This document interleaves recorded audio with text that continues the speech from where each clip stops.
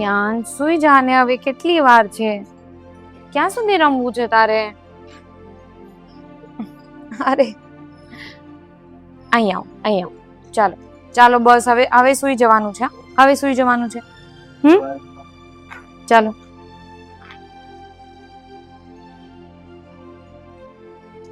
સુઈ જાને. શું કરવું છે? વાર્તા સાંભળવી છે? વાર્તા સાંભળવી છે? ચાલ ચાલ સુઈ જા. હું તને વાર્તા સંભળાવું, તું સુઈ જા. આમ બસ અહીંયા. બસ જો સાંભળ. એક ચક્કો હતો અને એક ચક્કી હતી. ચક્કો ચોખાનો દાણો લાવ્યો અને ચક્કી લાવી મગનો દાણો. પછી એ બંને મળીને ખીચડી બનાવી. ખીચડી બનાવી તો ચક્કો એકલો બધી ખીચડી ખાઈ ગયો.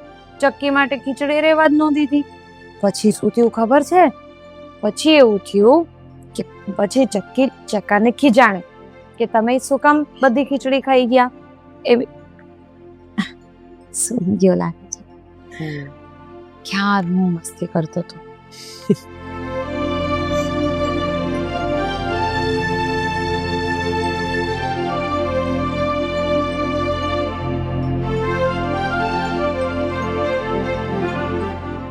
કેવું છે હવે? જેવું હતું એવું જ છે. અને તો બહુ ચિંતા થાય છે. જો આમ જ ચાલતું રહેશે તો મારો દીકરો ક્યારે ઠીક થશે? તમને ખબર છે, હમણાં છે ને હું એને સુવડાવતી હતી ને તો ક્યારનો દરવાજા સામે જોઈને તમારી રાહ જોતો હતો. 2-3 વાર બસ દરવાજા સામે જોયા રાખતો હતો. માંડ કરીને વાર્તા સંભળાઈને એને સુવડાવી છે. પણ જે કરું છું એના માટે તો કરું છું. આજે એ માટે જ હું મારા મિત્રને મળવા ગયો હતો, જીગર. એનો ફોન આવ્યો હતો કે એક ડોક્ટર છે, એના સારા એવો મિત્ર છે, એકવાર એને મળી અને બધી વાત કરીએ. તો મેં કીધું કે કંઈ નહીં, હું આવું. જ્યારે જતો હતો ને ત્યારે સવારના પૂરમાં કોઈ એક ઢોંગી બાબો આવ્યો હતો. કહેતો હતો કે તારા દીકરાની તબિયત ખરાબ છે, એ મને ખબર છે. એને કેવી રીતે ખબર પડી? હવે આપણી સોસાયટીની આજુબાજુ ફર્યા કરતો હોય તો કોના ઘરમાં શું ચાલે છે શું નહીં એ બધી ખબર હોય જ. હવે આવા લોકોને, આ લોકો છે ને એ પહેલેથી જ બધું નક્કી કરી રાખે અને પછી એ બાને પૈસા હેઠવાનું કામ કરે છે. એ મને કહે કે હું તારા દીકરાને સાજો કરી શકું છું. અને પછી છે ને એણે મને પ્રસાદી આપી. કીધું કે આ પ્રસાદી તું તારા દીકરાને ખવડાવી દેજે. હવે ગમે તે વસ્તુ. શું ક્યાં છે પ્રસાદી? તો મેં ત્યાં ને ત્યાં મૂકી દીધી. કેમ? અરે એમ કઈ ગમે તે વસ્તુ થોડી કઈ ખવડાવી દેવાય. ન કરે નારાયણને કંઈક મેળવેલું હોય તો. એટલે ન કરે નારાયણને કંઈક મેળવેલું હોય તો આટલા હેરાન તો થઈએ જ છે ને, વધારે હેરાન થઈએ. પણ સાંભળો ને, તમે કીધું કે કોઈ બાબા હતા અને એને કેવી રીતે ખબર પડી કે કિયાનને શું તકલીફ છે? પ્રસાદી લાવ્યા હતા આપણે.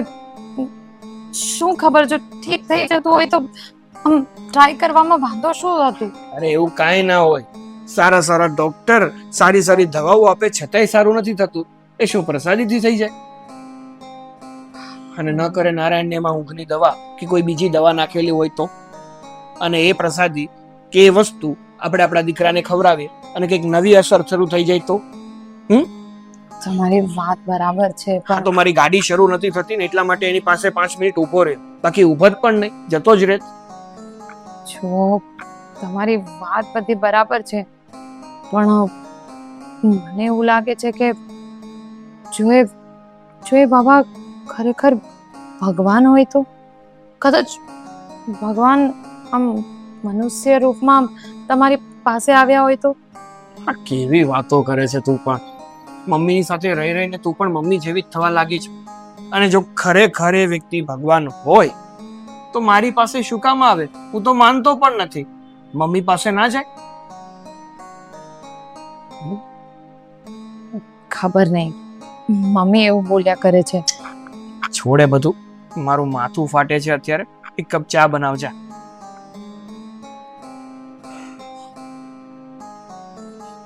જા. હા બાબા, જાઉં છું.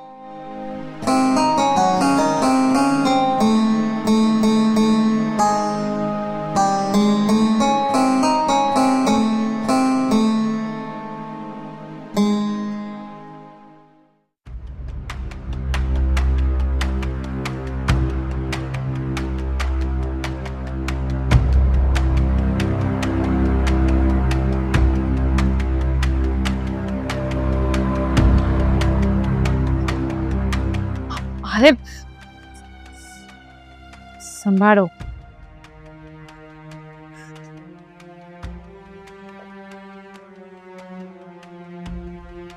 બહુ થઈ ગયું, હવે પાણી પી લો.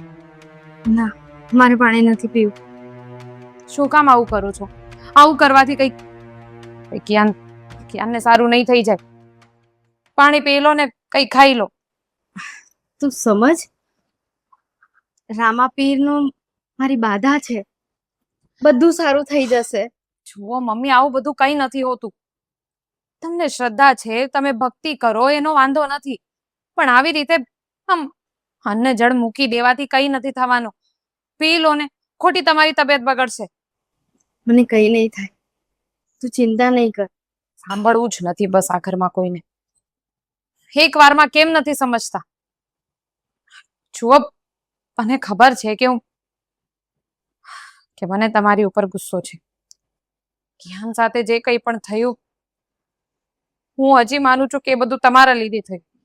અને ગુસ્સામાં ને ગુસ્સામાં તમને વધારે પડતું બોલી પણ દઉં છું, પણ એનો મતલબ એમ નહીં કે હું એવું ઈચ્છું કે તમને કઈ થઈ જાય. હા રીના બેટા, હું તમારો કોઈ વાંક નથી કાઢતી કે તમે મારા ઉપર ગુસ્સો છો એના વિશે પણ હું કઈ નથી કહેતી. બસ હું તો મારી ભૂલનું સમજ કે પ્રાયશ્ચિત કરી રહી છું. મારા રામાધણી બસ કિયાનને જલ્દીથી જલ્દી સારા કરી દે, હું તો એ જ ઈચ્છું છું. એ જ તો વાંધો છે. આ ઘરમાં છે ને કોઈ મારું સાંભળતું નથી. તમે મારું નથી સાંભળતા, અને રોહન એ મારું નથી સાંભળતા. એમને કીધું તું કે પ્રસાદી લઈ આવે, પણ પ્રસાદી? શેની પ્રસાદી? રોહનને આજે રસ્તામાં કોઈ અજાણી વ્યક્તિ મળી હતી. કોઈ બાબાના વેશમાં કોઈ માણસ મળ્યા હતા. હવે ખબર નહીં કોણ હતા. રોહને કીધું કે એ બધા ઢોંગી બાબા હોય છે. અને ખાસ વાત તો એ છે કે એ બાબાને ખબર હતી કે આપણા ઘરમાં, એટલે કે રોહનના દીકરાની તબિયત ખરાબ છે ને એ ગાંડો થઈ ગયો છે એક્સિડન્ટમાં. એ બધી વસ્તુ એમને ખબર હતી, અને એ સામેથી એમને પ્રસાદી આપી અને એવું કીધું કે આ પ્રસાદી એને ખવડાવી દેજો એટલે તરત જ તમારો દીકરો સારો થઈ જશે.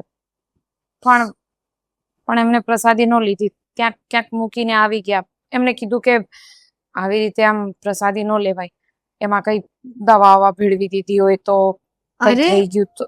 એમ થોડી હોય રીનાઓ, કોઈ બાબા હતા અને આટલી બધી એમને જાણકારી હતી તો જરૂર આપણા રામાપીર પણ એવું જ ચાહતા હશે કે આપણો કિયાન જલ્દી સારો થઈ જાય. તું એને કહે કે પ્રસાદી લઈને આવે. ના, મારામાં હવે હિંમત નથી. તમારો દીકરો મારું કઈ સાંભળે તો ને. મેં એમને કીધું તું પણ એ તો ગુસ્સે થઈ ગયા. અને તમે પણ એમની સાથે આ બધી વાતો નહીં કરતા અને એમને નહીં કહેતા કે પ્રસાદી લઈ આવો, નહીતર એ પાછા ગુસ્સે થઈ જશે. પણ આટલી બધી વાત એમણે કરી, આપણા કિયાન માટે કહ્યું, તો એમાં કંઈક તો હશે ને. મને પણ એવું જ લાગતું હતું. એકવાર રોહનને વાત ના કરી શકે? મમ્મી, મેં તમને કીધું ને, મેં રોહનને વાત કરી હતી. એમને કીધું તું પણ ગુસ્સે થઈ ગયા અને એમને તો ના જ પાડી છે. એમને કીધું કે આવું રિસ્ક ન લેવાય. તમે પણ હવે રોહન સાથે વાત કરવાનો વિચાર નહીં કરતા.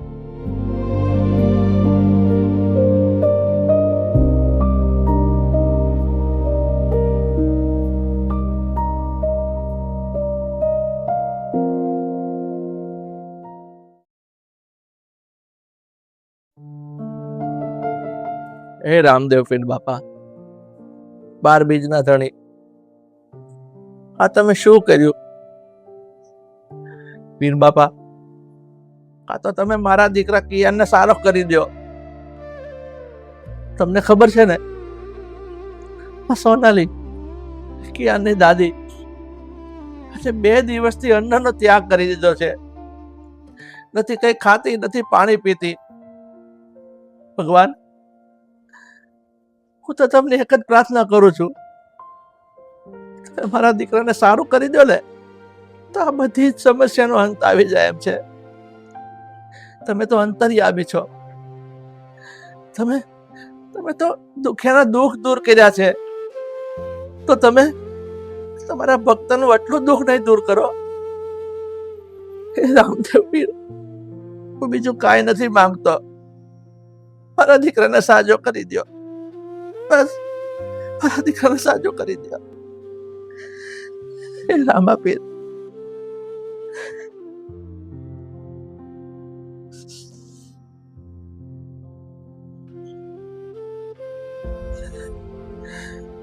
હે મારા 12 બીજના ધણી,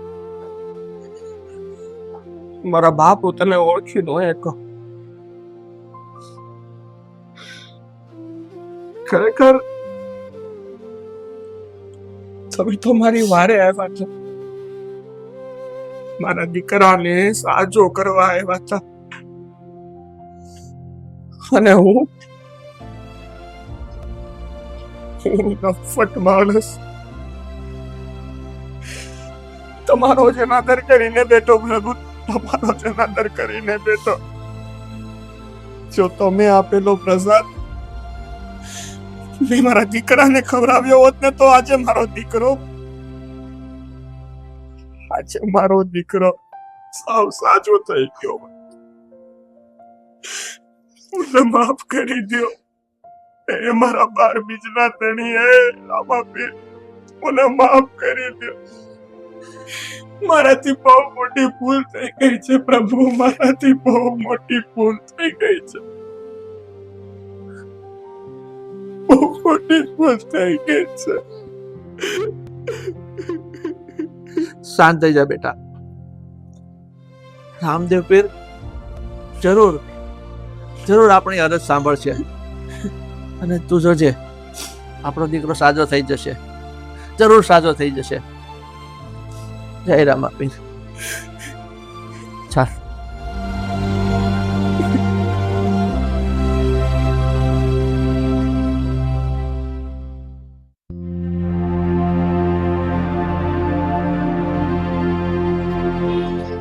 કિયાન, ઊભો થા.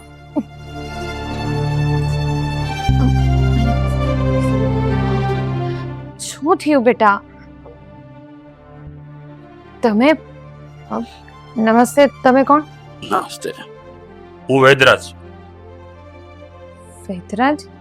પણ અમે તો કોઈને બોલાવ્યા નહોતા. હું તારા દીકરાને હાજો કરવા આવ્યો છું. શું? તમે કેવી રીતે? હું કઈ સમજી નહીં. કીધું ને કે હું વૈદરાજ છું. અમારી દેશી દવાથી તારા દીકરાને હાજો કરવા આવ્યો છું. પણ જુઓ, બધા એમ કહે છે કે આમ વિશ્વાસ ન કરવો જોઈએ આવી બધી દવાઓ પર, તો તમે પછી આવજો.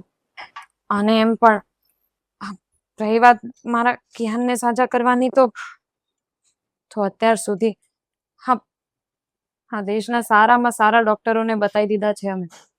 એ લોકો કોઈ એને સાજો ન કરી શક્યા, તો પછી તમે વૈદ થઈને એને કેવી રીતે સાજો કરવાનો? જુઓ ભાઈ, અત્યારે છે ને મારા દીકરાની જિંદગીનો સવાલ છે. આ કઈ રમત નથી. એટલે તમે પ્લીઝ અહીંયાથી જાઓ. જો ક્યારેક આ વિલાયતી દવા કામ ન કરે ત્યારે દુઆ કામ કરી જતી હોય છે. એટલે કોણ છે તમે? અરે સોહન, તમે ઓળખો છો એમને? માફ કરી દેજો મને. મારાથી બહુ મોટી ભૂલ થઈ ગઈ છે. મને માફ કરી દેજો. અરે મને રોહન, માફ કરી દેજો. અરે પણ આ છે કોણ? ઊભો થા દીકરા, ઊભો થા.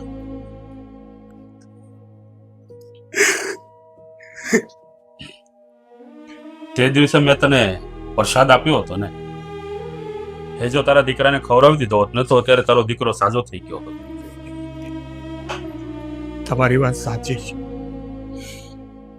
એ દિવસે ને તમારું પણ અપમાન કર્યું, તમારા વહેણીનું પણ અપમાન કર્યું, અને તમે દીધેલો આજે પ્રસાદ હતો ને, એ પ્રસાદનું પણ મેં અપમાન કર્યું છે. મને માફ કરજો, મને માફ કરજો. દીકરા, કહેવાય છે ને કે છોરું કછોરું થાય પણ માવતર કમાવતર ન થાય. એટલે જા, માફ કર્યો તને.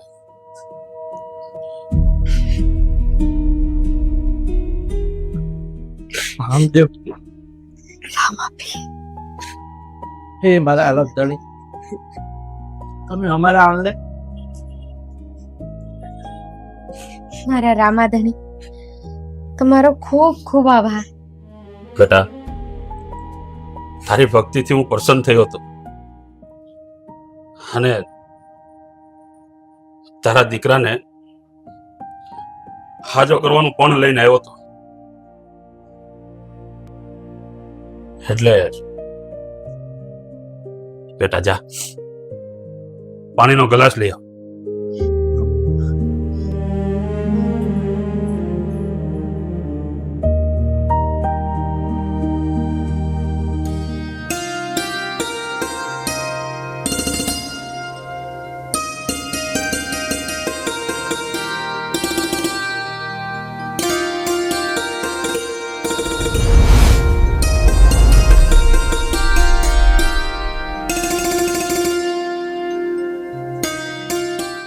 દીકરા, લે પાણી પી લે.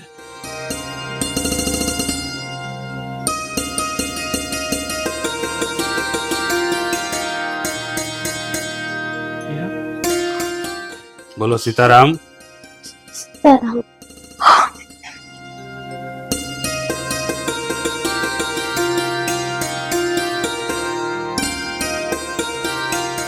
બોલો રામા પીરની જય, રામદેવ પીરની જય. હે રામાધણી, તમે મારી લાજ રાખી, મને આશીર્વાદ આપ્યા અને મારા દીકરાને ફરી પાછો સાજો કર્યો. દીકરી, રામાપીરના ભક્ત ક્યારેય દુખી નથી થતા. એ જ્યારે એક પોકાર કરે ને ત્યારે રામપીર દોડીને એના દુઃખ દૂર કરે છે. અને આજે આ તારા પોકારે હું આવી ગયો અને આ તારું દુઃખ દૂર કર્યું. હે રામાધણી, નાનપણથી મેં તમારી ખૂબ ભક્તિ કરી અને આજે તમે મને મારા ઘરે મારા પરિવારને આશીર્વાદ આપવા પધાર્યા, તો શું તમે મને તમારા દિવ્ય દર્શન નહીં આપો? જરૂર જરૂર દીકરી.